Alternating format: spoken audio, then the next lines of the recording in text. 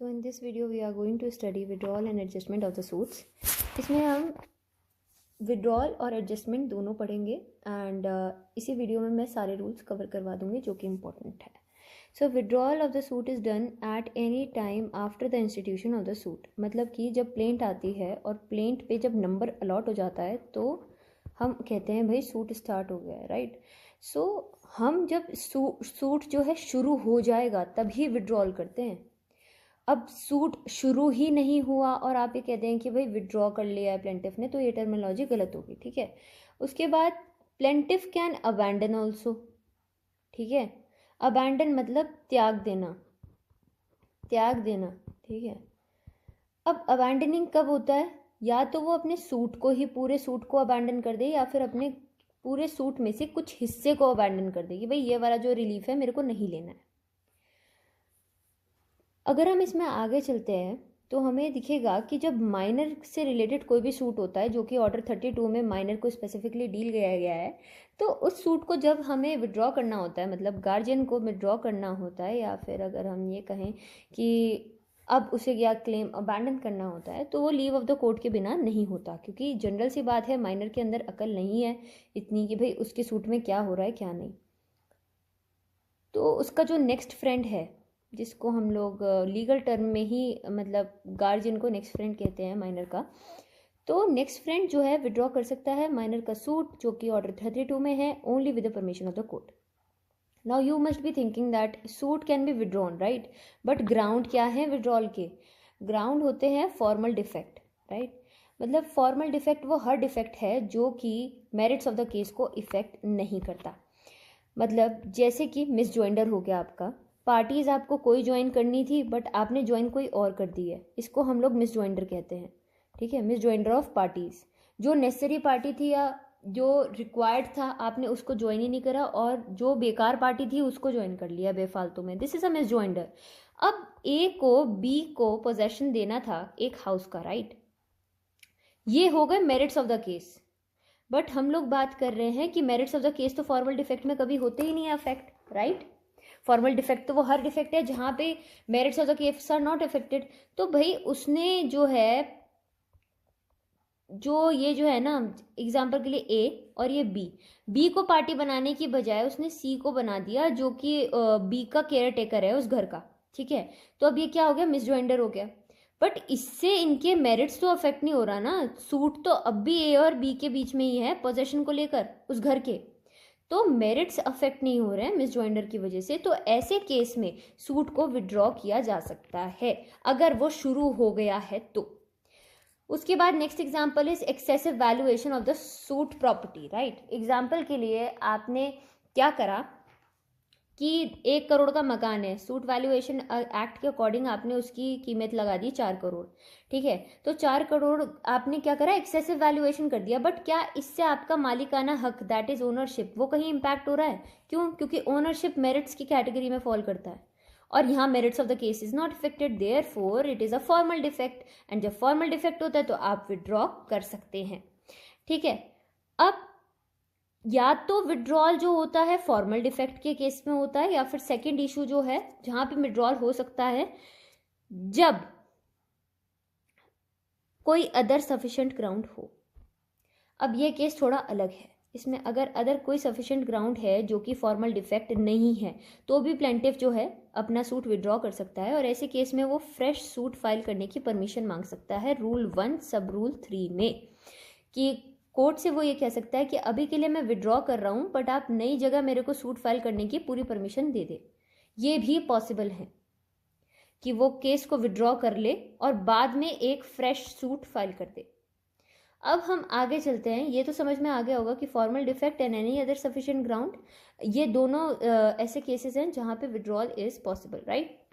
Now whenever withdrawal is done, of course नुकसान तो हुआ ही है कोर्ट को, है ना. आपने कोर्ट का टाइम वेस्ट करा है ना, दूसरी पार्टीज को भी आपने तंग किया, तो आपको सजा मिलनी तय है. तो ऐसे केस में जब सजा की बात आती है तो हम ये देखते हैं कि कॉस्ट ज़रूर इम्पोज की जाती है. जब भी विड्रॉल किया जाता है एक एग्जेम्पलरी कॉस्ट लगती है. कॉस्ट लगेगी ही लगेगी। एग्जाम्पलरी का मतलब है अनबिलीवेबल कॉस्ट, मतलब हैवी कॉस्ट लगाते हैं, क्योंकि आपने बदतमीजी की है ना, आपने विड्रॉ कर लिया। आप कभी भी आपका मन करे आप सूट कर दो, जब नहीं कर रहा है तो आप विड्रॉ कर लो। आपने क्या खेल मचा रखा है, तो उस खेल को ना मचाया जाए, इसलिए हम लोग कॉस्ट इम्पोज करते हैं। ठीक है, अब क्या होता है जब विड्रॉल होता है तो उसका इफेक्ट क्या आता है कि भाई प्लेंटिफ नया सूट फाइल नहीं कर सकता सेम डिफेंडेंट के अगेंस्ट।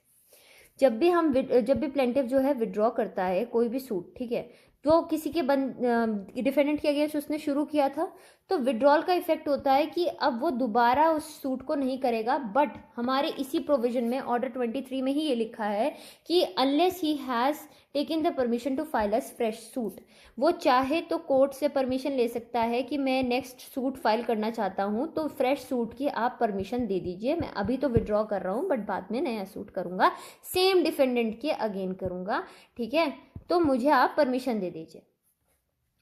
ये वाला कॉन्सेप्ट क्लियर है। कॉस्ट इम्पोज होती है प्लस वो दूसरा सूट मतलब नेक्स्ट सूट करने से बार होता है उसी सेम डिफेंडेंट के against, unless and until he has taken prior permission. अब दूसरे कॉन्सेप्ट पे चलते हैं। ठीक है, ऐसी सिचुएशन जहां पे आते हैं सेवरल प्लेंटिफ्स, बहुत सारे प्लेंटिफ्स हैं एक ही केस में। अब ये ब्लू वाले भाई साहब हैं, ये चाहते हैं कि भाई मैं विड्रॉ कर लूँ अपना सूट, है ना, मैं क्या ही करूँगा इसके डिफेंडेंट के अगेंस्ट लड़के, इतनी तारीखें लगती हैं, बेफालतू का झमेला है तो। ठीक है, तो ये कहता है कोर्ट से कि I want to withdraw, right, I want to withdraw. But अब हमने ये भी देखा है कि यार ये तो जॉइंट है, ये तो सेवरल प्लेंटिफ्स हैं, तो अब क्या होगा कि ये जो तीन अगर ये मना कर देते हैं कि नहीं हमें विड्रॉ नहीं करना, हमें तो लड़ाई करनी है, ठीक है, तो इस सिचुएशन में क्या है, कोर्ट जो है अगर इसे अलाउ करता भी है ना, तब भी कोई फायदा नहीं है, because the general rule is that the court can not allow withdrawal unless all plaintiffs consent to the withdrawal. जब आपका जॉइंट सूट है, सेवरल प्लेंटिफ्स इन्वॉल्व हैं, तो आप अकेले कौन होते हैं विड्रॉ करने वाले, सबकी कंसेंट लेके आओ। अगर हम दूसरे फैसेट से इसको दूसरे नज़रिए से देखें तो सपोज एग्जाम्पल के लिए ये दो प्लेंटिफ चाहते हैं कि भाई हम तो नया सूट फाइल करेंगे, मतलब इन द सेंस कि हम विड्रॉ करना चाहते हैं, और ये दो बदतमीज लोग मान नहीं रहे, नीले वाला भी नहीं मान रहा ना नॉर्मल बंदा मान रहा है। तो कोर्ट ने क्या करा, कोर्ट ने ये ध्यान नहीं दिया, है ना, कि भाई सारे कंसेंट नहीं आई है, इन्होंने कोर्ट का उल्लू काट दिया, या कोर्ट ने ध्यान नहीं दिया कि सारे प्लेंटिफ्स की हामी नहीं भरी है विड्रॉल के लिए, और प्लेंटिफ को ये कह दिया कि ठीक है तुम विड्रॉ कर लो, ठीक है। बट अगर ऐसे में कोर्ट प्रोसीड कर देता है ना, कोर्ट, यार देखो, suppose two plaintiffs wants to withdraw but others do not give consent, if court proceeds then it is acting without jurisdiction. और ऐसे में अगर कोर्ट प्रोसीड करता है फ्रेश सूट फाइल करने के लिए, इनका वैसे अधिकार तो बचा नहीं है इन दोनों का, क्योंकि क्या है, इन्होंने सबकी कंसेंट नहीं ली है। तो अगर ये बाहर जाके फ्रेश सूट करते हैं तो ये बार हैं, फिर भी ये बार्ड हैं, क्योंकि यहाँ पे इन्हें भले इन्हें परमिशन मिल गई थी कोर्ट की परमिशन इन दोनों को, ब्राउन वालों को मिल गई थी, इन दोनों को परमिशन मिल गई थी, पर जनरल रूल तो ये है ना कि सबकी कंसेंट चाहिए होती है। आपने सबकी कंसेंट तो नहीं दी, अब कोर्ट या तो लापरवाह था या इन्होंने उल्लू बनाया, वट एवर द केस में भी, but in that case the court is acting without jurisdiction, है ना। और ऐसे में ये दोनों ये नहीं कह सकते कि भाई हमने उस वाले कोर्ट से तो परमिशन ली थी, तो हम लोग सेकंड सूट फाइल करने आए हैं, तो हमारा सूट अलाउ कर दो। No no no, it was against law, hence the suit will be without jurisdiction. अब अगर हम आगे चलते हैं तो हम ये देखते हैं कि भाई डिफेंडेंट साहब जो है ट्रांसपोज किए जा सकते हैं प्लेंटिफ की तरह। अब ट्रांसपोजिशन क्या होता है, मतलब अगर हम किसी सुपर मूवी का एग्जाम्पल लें तो दो सुपर हीरो हैं, ठीक है, तो एक सुपर हीरो दूसरे की पावर लेना चाहता है, ठीक है, तो इसने कहा कि भाई आप मुझे अपनी पावर दे दो, मैं आपको अपनी दे रहा हूँ, मैं अपनी पावर से बोर हो चुका हूँ, ठीक है, तो ये ट्रांसपोज हो जाएंगे एक दूसरे के रोल में। सिमिलरली जो डिफेंडेंट है ना, वो चाहे तो प्लेंटिफ में कन्वर्ट हो सकता है, अगर प्लेंटिफ अपना सूट विड्रॉ कर ले, है ना, त्याग दे, है ना। एग्जाम्पल के लिए D1 है, D2 है, D3 है, तीन डिफेंडेंट हैं, ठीक है, तीनों के खिलाफ प्लेंटिफ ने सूट किया था, पर प्लेंटिफ अब त्यागना चाह रहा है, no I don't want to continue. Then ये वाला डिफेंडेंट कहेगा कि भाई इन दो डिफेंडेंट के खिलाफ मेरा भी क्लेम बनता है, आप ना मुझे इस पी की जगह बना दो, प्लेंटिफ बना दो मुझे, मैं डिफेंडेंट वाली पार्टी नहीं बनना चाहता और इन दोनों पे केस ठोकूंगा जो D1 है, D2 और D3 है, ठीक है, क्योंकि इन्होंने भी मेरा बहुत ज़्यादा नुकसान किया है, तो वो तो चला गया, जाने वाले को कोई नहीं रोक सकता, बट तुम मुझे प्लेंटिफ बना दो। ये वाला डी कहता है तुम मुझे प्लेंटिफ बना दो प्लीज। तो इसको क्या कहते हैं, ट्रांसपोजिशन, और ये आता है रूल नंबर 1A में, ऑर्डर 23 के। तो सपोज पी ने अबैंडन कर दिया या विड्रॉ कर लिया है सूट को, ठीक है, तो जो डी है उसने अप्लाई करा कि भाई मुझे ट्रांसपोज कर दो तुम प्लेंटिफ की तरह। अब इसके लिए ना आप लोगों को ऑर्डर नंबर 1 पढ़ना पड़ेगा, जिसमें पार्टीज टू द सूट को डिस्कस किया गया है। पार्टीज टू द सूट में आप ऑर्डर 1 जब पढ़ेंगे तब आपको लिंक होगा कि ये जो है डी, ये यहाँ ट्रांसपोज होकर मतलब बदल कर अपनी जगह या पी की जगह आ सकता है, पर इसमें ना कोर्ट को बहुत सतर्कता बरतनी पड़ेगी, इन द सेंस कि now court while dealing with this question has to take into consideration that whether this वाला D has actually any substantial matter decided against other को डिफेंडेंट्स। सो जो ट्रांसपोजिशन है ना, ये आपको क्लियर रखना पड़ेगा दिमाग में, ये ट्रांसपोजिशन तभी होता है जब मल्टीपल डिफेंडेंट्स हो और बचे हुए डिफेंडेंट्स के खिलाफ वो जो एक डिफेंडेंट है उसका कोई क्लेम बनता हो या भाई सही में कोई मामला गड़बड़ है, ये मैटर है इस बंदे का इन दो डी के साथ, तभी जो है कोर्ट ट्रांसपोज करेगा, वरना वो नहीं करेगा। जहाँ पे P वर्सेस D है और कोई डिफेंडेंट है ही नहीं, वहाँ पे ट्रांसपोज नहीं हो सकता। वहाँ पे अगर P ने सूट को विड्रॉ कर लिया तो सूट मतलब खत्म, और अगर इस बेचारे ने परमिशन भी नहीं ली थी फ्रेश सूट फाइल करने की विड्रॉ से पहले, तो ये फिर दोबारा कभी उस वाले डिफेंडेंट पे सूट कर ही नहीं पाएगा, क्योंकि जब हम विड्रॉ करते हैं, जैसे कि हमने पहले पढ़ा था, जब हम विड्रॉ करते हैं तो हमें नया सूट उस डिफेंडेंट के अगेंस्ट करना अलाउड नहीं होता unless and until we seek permission from court. Is this clear? Right, now moving ahead with withdrawal of suit again. अब ये जो प्रायर कॉन्सेप्ट था मैं अभी इसे डिटेल में डील करती हूँ। अगर विड्रॉल ऑफ सूट जो है आपने without permission from the court to file fresh suit किया है, तो क्या कॉन्सिक्वेंसेज होंगे? प्लेंटिफ टोटली बार्ड होगा फ्रेश सूट फाइल करने से, टोटली बार्ड, टोटल बार होगा। क्यों? भाई साहब ने विड्रॉ तो कर लिया पर परमिशन नहीं ली ना, without permission of the court, कि भाई मैं विड्रॉ कर रहा हूँ, पर उसने परमिशन भी नहीं ली कि भाई मैंने फ्रेश सूट फाइल करना चाहता है। अब क्या है, सपोज उसने विड्रॉल करा but with permission to file the fresh suit. इसमें क्या होता है कि इसमें ना वो बेचारा फ्रेश सूट तो कर सकता है, क्योंकि भाई परमिशन ली है, बात हल्के में ले रहे हो क्या? तो परमिशन जब ले लिया है तो भाई साहब को फ्रेश सूट करने की तो दे रखी है इजाज़त, पर इसमें एक राइडर है, राइडर मतलब एक दिक्कत आ चुकी है। तो यहाँ पे ना लिमिटेशन का लॉ लगता है। अगर हम इसे क्लियरली समझें तो कोई सूट है जो इंस्टीट्यूट होना है, इसके लिए आपको थोड़ा लिमिटेशन लॉ का पता होना चाहिए। मैं लिमिटेशन को थोड़ा जनरली डील कर देती हूँ। लिमिटेशन लॉ एक लॉ है जिसके अनुसार आपको एक with in a specific period आपको जो है सूट फाइल करना ही पड़ेगा। अगर वो पीरियड ख़त्म हो जाता है तो फिर आप कभी भी सूट फाइल नहीं कर सकते, ठीक है, आप सूट फाइल नहीं कर सकते। तो अब लिमिटेशन का रूल लगता है भाई। यहाँ पे उस बंदे ने क्या करा, विड्रॉ तो कर लिया है ना, विड्रॉ कर लिया भाई साहब ने, भैया बहुत अच्छे थे तो उन्होंने परमिशन भी ले ली कि भाई मैं फ्रेश सूट फाइल करना चाहता हूँ, है ना। तो पर अब क्या होगा कि सपोज 2023 में उसका जो है सूट का कॉज ऑफ एक्शन अराइज हो गया, ठीक है, कॉज ऑफ एक्शन अराइज हो गया, ठीक है। 2026 तक का था लिमिटेशन पीरियड, है ना। अब क्या है कि अब बात ये हो गई, उन्होंने फाइल करा 2026, अगर जून को था सपोज लिमिटेशन पीरियड एक्सपायर हो रहा था, तो उन्होंने क्या करा, विड्रॉ तो कर लिया था 2023 में, बंदे ने बेचारे ने फाइल किया था वो सूट लिमिटेशन वाला, है ना, लिमिटेशन वाले पीरियड के अंदर ही फाइल कर दिया था वो सूट जो उसने विड्रॉ किया है, वो तो लिमिटेशन के अंदर फाइल कर दिया था। फ्रेश सूट फाइल करने की परमिशन तक ले ली थी भाई बॉस ने, परंतु फाइल करने से पहले ही लिमिटेशन पीरियड एक्सपायर हो गया। फ्रेश सूट फाइल करने की परमिशन उस बंदे ने ली सपोज जनवरी 2026 में, ठीक है, और जो है आपने जो लिमिटेशन पीरियड एक्चुअली एक्सपायर हो रहा था वो हो रहा था मार्च 2026 में, ठीक है। बेचारे ने परमिशन तो टाइमली ले ली, परंतु सूट फाइल करने गया वो सितंबर 2026 में। तो अब किसको दिक्कत आई? उसको आई ना।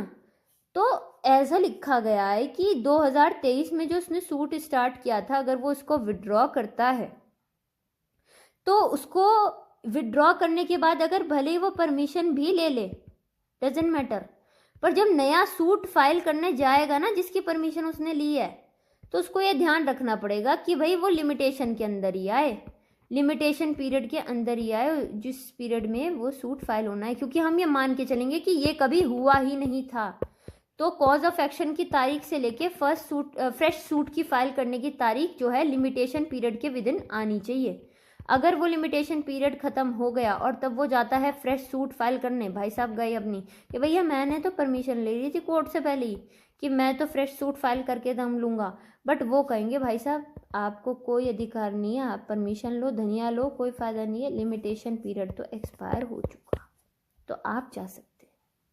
तो विड्रॉल का जो है बहुत बड़ा इम्पैक्ट ये भी होता है कि आप अगर परमिशन के साथ विड्रॉ कर रहे हैं तो जब आप अपना फ्रेश सूट फाइल करेंगे तो ये ध्यान रखिए कि वो लिमिटेशन के अंदर ही हो।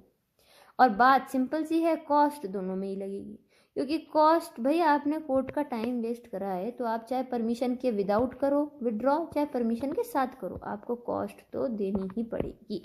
अब आगे चलते हैं कॉम्प्रोमाइज़ पे आते हैं, ठीक है। कॉम्प्रोमाइज़ नाम से ही लग रहा है समझौता, ठीक है, समझौता हो गया भाई। अब समझौते का क्या मतलब है कि दो पार्टीज थी, उन्होंने किसी एक चीज़ पे, उन दोनों के बीच में डिस्प्यूट चल रहा था, पर उन्होंने किसी एक चीज़ पे एग्री कर लिया दोनों ने, ठीक है। अब कॉम्प्रोमाइज़ क्या होता है कि जब कॉम्प्रोमाइज़ होता है तो सूट कहते हैं कि भाई एडजस्ट हो गया है।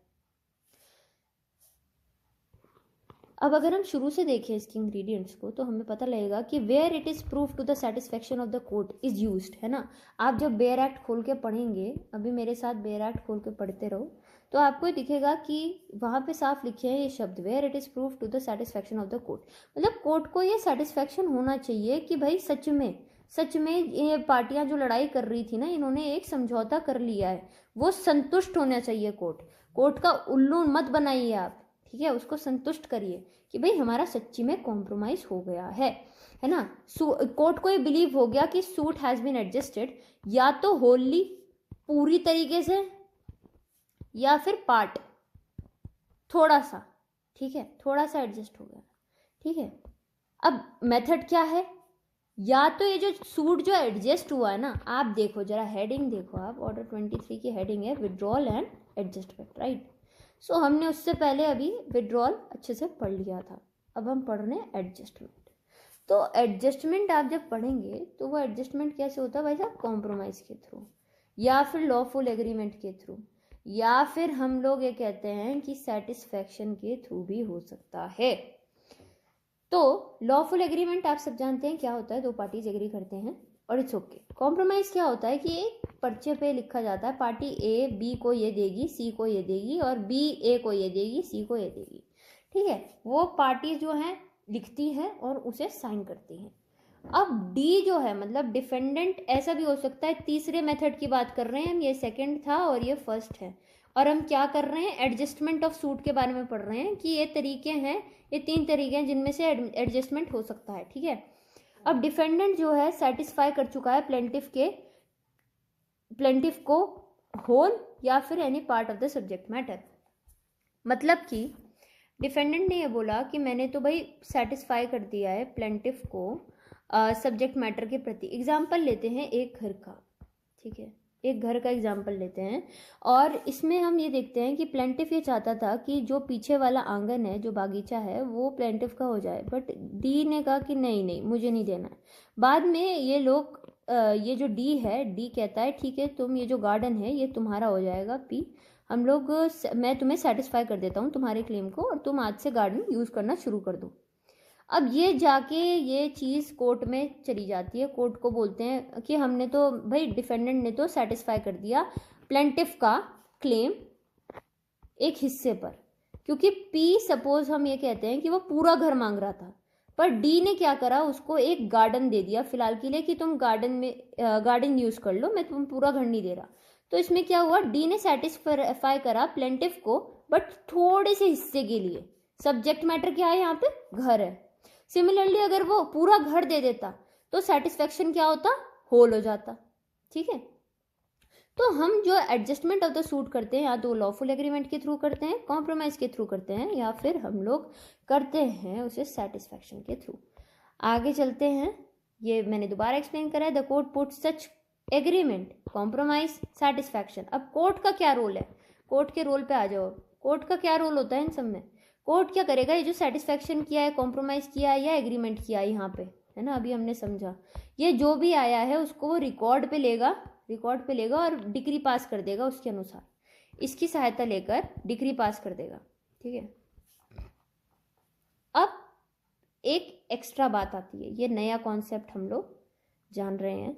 अब subject matter of the agreement जो अभी पीछे हमने पढ़ा और subject matter of the suit ये बिल्कुल सेम हो ऐसी जरूरत नहीं है। ये क्या लिखा है ऑर्डर 23 रूल 3 में। अब सपोज सब्जेक्ट मैटर था ऐसी प्रॉपर्टी जो दिल्ली में सिचुएटेड है, और कॉम्प्रोमाइज जब कर रही थी ना पार्टियां, तो पार्टियों के पास एक मकान मुंबई में भी था, तो उन्होंने उसी कॉम्प्रोमाइज में लिख दिया कि जो मुंबई वाला मकान है वो बी को जाएगा और जो दिल्ली वाला मकान है वो तो ए को जा ही रहा है। तो भाई सब्जेक्ट मैटर तो सूट का दिल्ली वाला घर था ना, ये मुंबई वाला कहाँ से आ गया। तो ये ऑर्डर 23 रूल 3 कहता है कि अगर मुंबई वाले घर को भी मेंशन आप इस कॉम्प्रोमाइज में कर दोगे तो ये बिल्कुल बर्बाद नहीं हो जाएगा, हम इसको तब भी मानेंगे भले ही वो सब्जेक्ट मैटर नहीं था। सब्जेक्ट मैटर तो केवल दिल्ली वाला घर था। तो इससे हमने क्या करा कि हमने रेमेडी को थोड़ा सा एक्सपैंड कर दिया है। तो कोर्ट एक साथ ही दोनों प्रॉपर्टी का मामला निपटा देगा, भले ही दिल्ली वाला घर था केवल सब्जेक्ट मैटर, पर मुंबई वाले की भी तो राइट्स डिसाइड हो ही गए। क्यों, क्योंकि वो एग्रीमेंट का पार्ट फॉर्म कर रहा था। As simple as that. आप जाके थोड़ा सा और डिटेल में ऑर्डर 23 रूल 3 पढ़ सकते हैं, बाकी तो मैंने समझा ही दिया। अब सपोज एग्रीमेंट हो गया, कॉम्प्रोमाइज हो गया, सेटिस्फैक्शन हो गया, ये तीनों मैंने शॉर्ट फॉर्म में लिख दिए हैं। ठीक है, बट भाई साहब पार्टी ए कहती है भाई मैं तो जानता नहीं है कब हुआ, मैं तो जानता ही नहीं, मेरे को तो पता ही नहीं है, मैंने तो कंसेंट नहीं दी। भाई बी ने तो मेरे से झूठी कंसेंट दी थी, और ये जो है एग्रीमेंट, कॉम्प्रोमाइज और सेटिस्फैक्शन तो मैं तो जानता भी नहीं है किसका है। तो फिलहाल ये मुकर गया, ये निकला डाकू, इसने मना कर दिया। अब ऐसे केस में क्या होगा, भाई कोर्ट आएगा सबका मसीहा बन के, कोर्ट डिसाइड करेगा कि भैया ये क्वेश्चन अब तो जरूरी आ गया है कि भाई ये पार्टी तो मना कर रही है, एक पार्टी कह रही है ये हुआ है, तो कोर्ट अपने आप डिसाइड करेगा कि भाई सच में ये हुआ था या नहीं, क्योंकि कोर्ट तो उसी बेसिस पे डिक्री बनाएगा ना, अभी हमने पीछे पढ़ा। तो इस पर्पस के लिए कोर्ट एडजर्नमेंट दे, अगली तारीख लगाए, केवल यही तय करने के लिए कि ये सच में हुआ है या नहीं हुआ है। इसकी आवश्यकता नहीं है, इसकी जरूरत नहीं है। कोर्ट अगर चाहे तो लगा सकता है, डिस्क्रिशन है। कोर्ट के दिमाग में आया कि नहीं यार सच में मेरे को तो टाइम लगेगा डिसाइड करने में कि इसमें मतलब सच में कॉम्प्रोमाइज और ये सेटिस्फैक्शन या एग्रीमेंट हुआ भी है या पार्टी झूठ बोल रही हैं, तो एडजर्नमेंट लगा सकता है। बहुत छोटा सा कॉन्सेप्ट था, अब हम आगे बढ़ते हैं। अब ऐसे कौन से एग्रीमेंट है, कॉम्प्रोमाइज है या सेटिस्फैक्शन है जो लॉफुल नहीं होते। हमने पीछे पढ़ा, अभी एडजस्टमेंट ही चल रहा है, ठीक है, एडजस्टमेंट ही चल रहा है कॉन्सेप्ट। तो एग्रीमेंट, कॉम्प्रोमाइज और सेटिस्फैक्शन ऐसे कौन से हैं जो लॉफुल नहीं होते।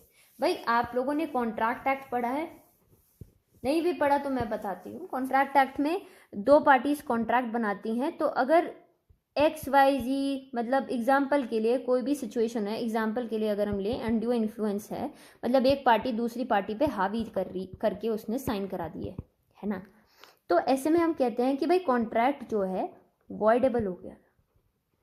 ठीक है,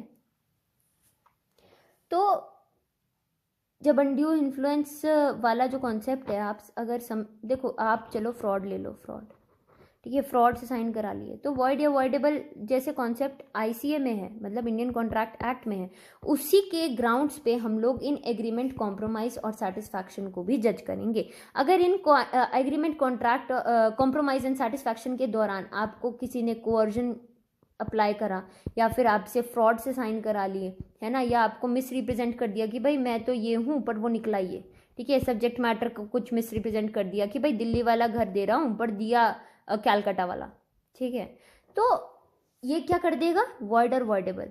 तो ऐसे में क्या है कि आपको एक्सप्लेनेशन जो है ऑर्डर 23 रूल 3 में लिखा है कि ऐसा जो भी एग्रीमेंट, कॉम्प्रोमाइज, सेटिस्फैक्शन है ये मान्य नहीं होगा, ये इलीगल होगा, ठीक है। अब दूसरा सिचुएशन आता है रिप्रेजेंटेटिव सूट का। रिप्रेजेंटेटिव सूट क्या है, एक मसीहा बनता है बाकियों के दम पर, ठीक है, बाकी छोटे छोटे लोगों के राइट यही बचाता है। ये कोर्ट में जाता है और कहता है कि भाई मैं उनकी तरफ से बोलने आया हूँ, आप उन लोगों के राइट्स मेरे मतलब मैं लड़ रहा हूँ, उनके राइट्स को बचाओ। तो ऐसे में अगर ये वाला बंदा ही विड्रॉ कर रहा है ना, तो भाई विड्रॉ कर रहा है या एडजस्ट कर रहा है, जो भी कर रहा है सूट के साथ, तो भाई इन चुदंकों से तो मतलब इन छोटे छोटे लोगों से तो पूछ लेना कि भाई आप करना चाहते हैं या नहीं, क्योंकि अल्टीमेटली ये तो इसे रिप्रेजेंट कर रहा है। तो इससे समझ में आता है कि ये इन लोगों की कंसेंट बहुत ज़्यादा ज़रूरी है। तो one person can not withdraw on the behalf of other persons if representative suit is there without the consent of court. और अगर इसने इनसे बिना कंसेंट लिए जैसे तैसे कोर्ट का उल्लू काट के विड्रॉ कर भी लिया, तो भी ऐसा विड्रॉल के बाद ये सब वॉइड होगा, ये वॉइड होगा, क्योंकि इन लोगों की कंसेंट बहुत ज़्यादा ज़रूरी है। इन्होंने ही तो बनाया था ना इसे रिप्रेजेंटेटिव। आप ज़्यादा डिटेल के लिए rule number 3B of order number 23 देख सकते हैं। अब आगे बढ़ते हैं रूल 4 के साथ। Order 23 does not apply upon execution of decree and order. देखो, जब भी जजमेंट पास होता है तो जजमेंट पास करके हमें क्या चीज़ के फ़ायदा होता है, सबसे ज़्यादा हम लोग ये चाहते हैं कि भाई एग्जीक्यूट हो जाए, है ना, एग्जीक्यूशन हो जाए। मतलब असली में एग्जीक्यूशन का मतलब जिनको नहीं पता है मैं उनके लिए बता रही हूँ, एग्जीक्यूशन का मतलब होता है जो हमें डिक्री मिली है ना, operative part of the judgment इस डिक्री, राइट। जजमेंट इतना बड़ा होता है, उसमें से जो ऑपरेटिव पार्ट है जो सच में मायने रखता है उसे हम डिक्री कहते हैं, है ना, और उसका एग्जीक्यूशन कराते हैं हम लोग फिर, है ना। एग्जीक्यूशन मतलब लागू कराना, लागू कराना, ठीक है, अप्लाई कराना बेसिकली, क्योंकि ये तो बस कागज में लिखा रह जाएगा ना। अगर आपको सच में आपके अधिकार मिले ही नहीं, आपको सच्चा रिलीफ मिला ही नहीं, तो फिर इतने बड़े सूट का फ़ायदा क्या। तो जब हम एग्जीक्यूशन कराने जाते हैं ना, तो उस पर ये सब अप्लाई नहीं होता। डिक्री, देखो डिक्री का भी एग्जीक्यूशन कराया जाता है, ऑर्डर का भी एग्जीक्यूशन कराया जाता है। डिक्री मैंने आप लोगों को एक्सप्लेन कर दी है। ऑर्डर का एग्जीक्यूशन के लिए हम लोग इंजंक्शन का एग्जाम्पल ले सकते हैं, इंजंक्शन ऑर्डर होते हैं, ठीक है। इंजंक्शन आप लोग पढ़ सकते हैं ऑर्डर 39 में, और फिर एसआरए के साथ भी आप पढ़ सकते हैं। इंजंक्शन का कॉन्सेप्ट मैं अगली वीडियो में डील करूंगी। इंजंक्शन का ऑर्डर जो है आप ऑर्डर के एग्जाम्पल में लिख सकते हैं अपने नोट्स के नीचे, और डिक्री का मैंने आपको समझा दिया। जब भी इनकी एग्जीक्यूशन होती है तो ऑर्डर नंबर 23 नहीं चलेगा। आप एग्रीमेंट, कॉम्प्रोमाइज, सेटिस्फैक्शन करके कि नहीं चलो रहने देते हैं, डिक्री को एग्जीक्यूट नहीं कराते हैं, ये सब नहीं कर सकते, क्योंकि रूल 4 साफ कहता है कि order 23 does not apply on execution of decree and order. Thank you for watching this video. Like, share and subscribe. I hope this helps.